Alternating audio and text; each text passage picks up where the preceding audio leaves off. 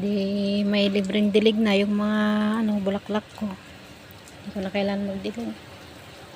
May libreng na dilig. Sige, lakasan mo pa. Parang ambon lang naman eh. Lakasan mo pa. Para magsawa yung mga bulaklak ko ng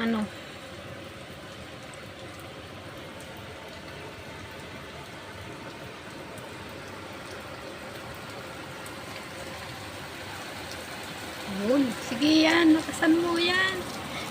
Yan, lakasan mo pa. Ayan. Yung mas malakas pa na ulan dyan. Ayan.